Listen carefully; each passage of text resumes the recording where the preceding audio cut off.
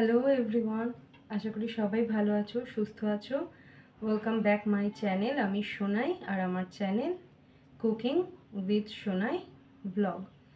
আজকে তোমাদের সাথে আমি উপোসের দিনে করে খেতে পারবে এরকম একটা রান্না দেখাবো।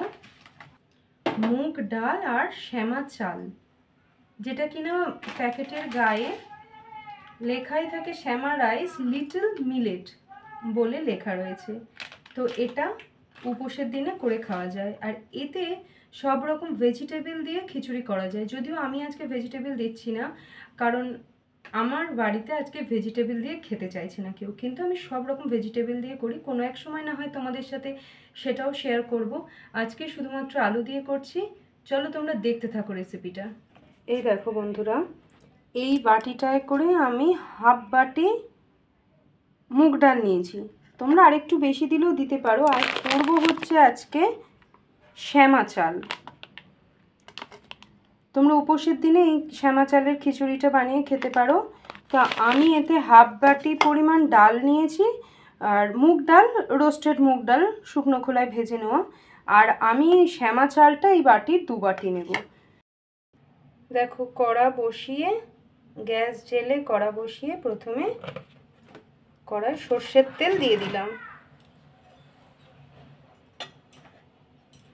দিয়ে এতে জিরে, শুকনো লঙ্কা, তেজপাতা ফোড়ন দিয়ে দেবো। ফোড়নটা একটু হয়ে যাক। দেখো, ফোড়নটা হয়ে গেলে দিয়ে দিচ্ছি আলু।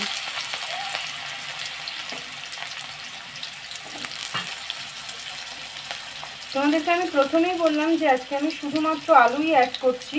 এতে সব রকম, মানে যেরকম আমরা খিচুড়িতে ভেজিটেবল অ্যাড করি, গাজর, বিনস, সেগুলোও অ্যাড করা যায়।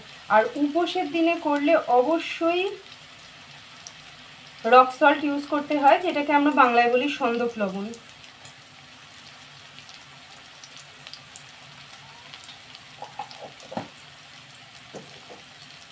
পরিমাণ মতো হলুদ দিয়ে দিলাম, দিয়ে আলুটা একটুখানি ভাজবো।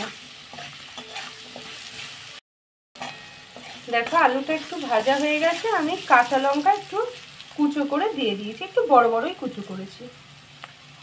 আর এখানে দেখো একটুখানি গ্রেট করে নিয়েছি আদা আর জিরে গুঁড়ো, ধনে গুঁড়ো। এবার এটাকে সামান্য একটু জল দিয়ে মশলাটা এর মধ্যে দিয়ে দেবো।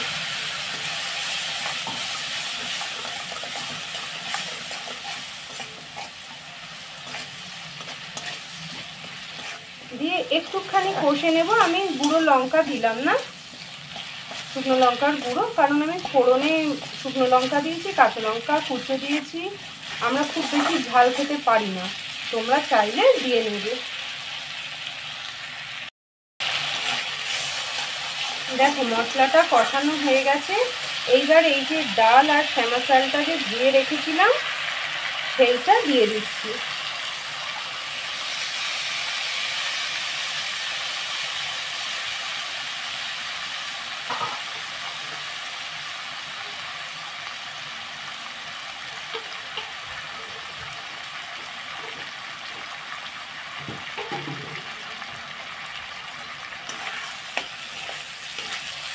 এইবার ভালো করে এটাকেও একটু মশলাটার সাথে মিশিয়ে নেব।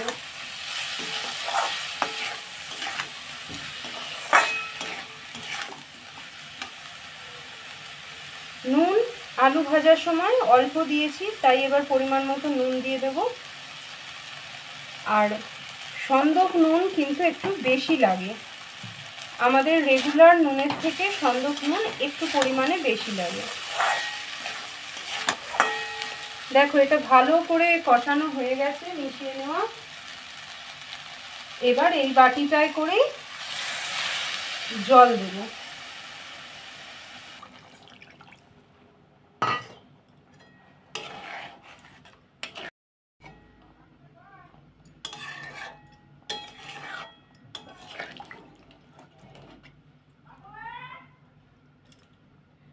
দেখো, আমি তোমাদেরকে বলি যে গরম জল অ্যাড করতে হবে, তো আমি সেই রকম উষ্ণ গরম জল করে অ্যাড করে নিয়েছি পরিমাণ মতো। এইবার গ্যাসের ফ্লেমটাকে লোতে করে চাপা দিয়ে 10 মিনিট এটাকে সেদ্ধ হতে দেব। এই দেখো বন্ধুরা, হয়ে গেছে শ্যামা চালের খিচুড়ি। এইবার একটু ঘি দিয়ে দিতে হবে।